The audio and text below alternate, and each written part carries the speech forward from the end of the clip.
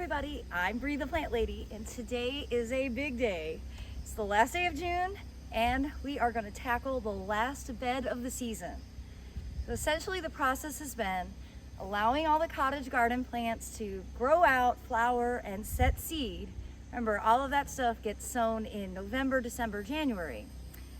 Now that we are in the end of June, we've got just the last few little bits of cottage garden that need to get ripped out, and we get to convert this into a summer foodscape. And we're going to do that primarily from growing everything from seed directly planted. So stay tuned to watch our progress as we convert the last big bed for the summer of 2023. To show you what's here, we've got a lot of self-sowing kufia, which I like a lot. I'd like to transplant all this that's along the edge to along the bottle border.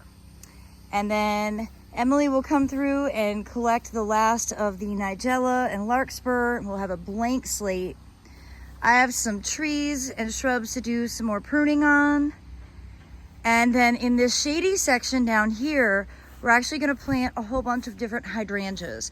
And I'm doing this strategically, all in one location, so it'll be really easy to keep them watered.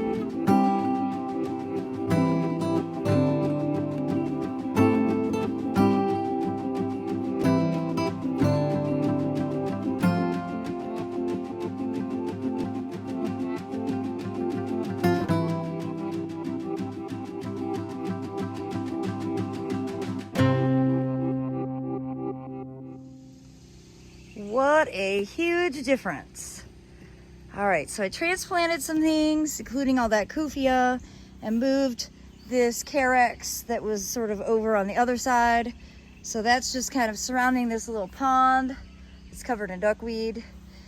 And then we've got a handful of things to plant. We've got some Suncredible sunflowers that I think will really give this bed a lot of oomph.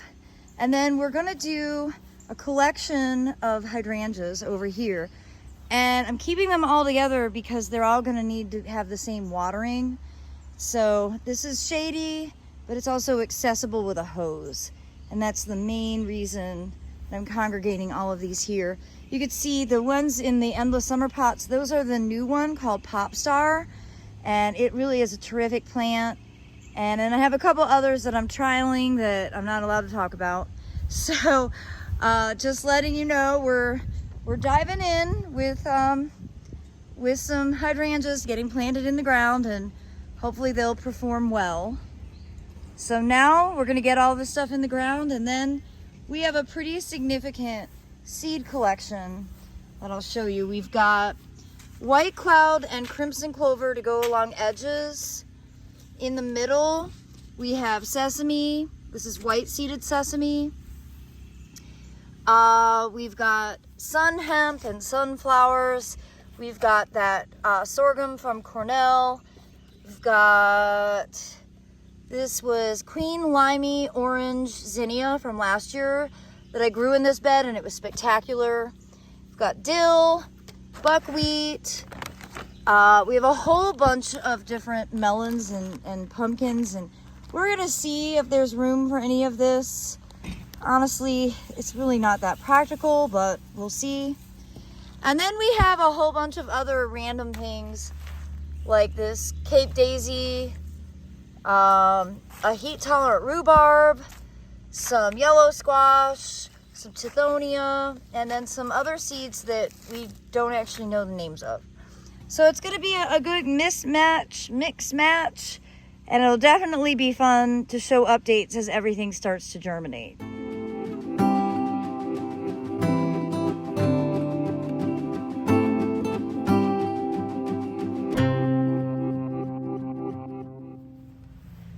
Well, we just did a massive seed sowing. This is going to look so awesome when everything starts to germinate and grow. This is why you totally need to subscribe so that you can see how this bed transforms, all from direct seeding. Basically, the cost of this, if I had to have bought those seeds, would probably be around $25 or $30. It's a lot less than going to a nursery and having to buy hundreds of plants to fill this amount of square footage. So the final step in this bed is to do a glass flower installation, and we're hoping to get some mulch. now would be the moment. Most of this seed is gonna germinate in under a week. So if we don't get it mulched now, probably not going to get it mulched, and that's just part of the reality of summer gardening. We can always mulch after everything germinates, but because we did such density, it would make it really hard. So fingers crossed, we get a load of mulch this afternoon.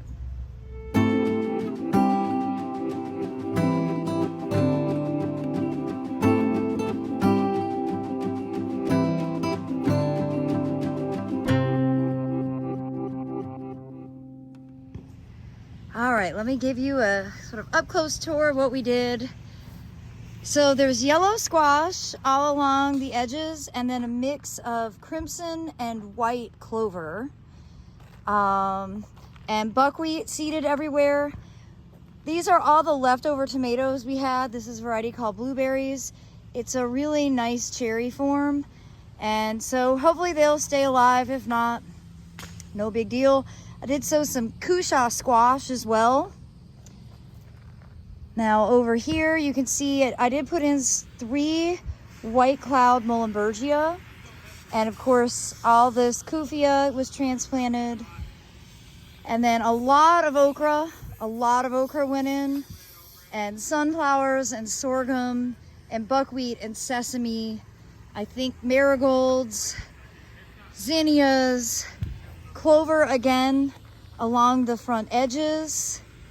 I did more okra up front along with buckwheat, and of course these sun credibles with our glass flower display.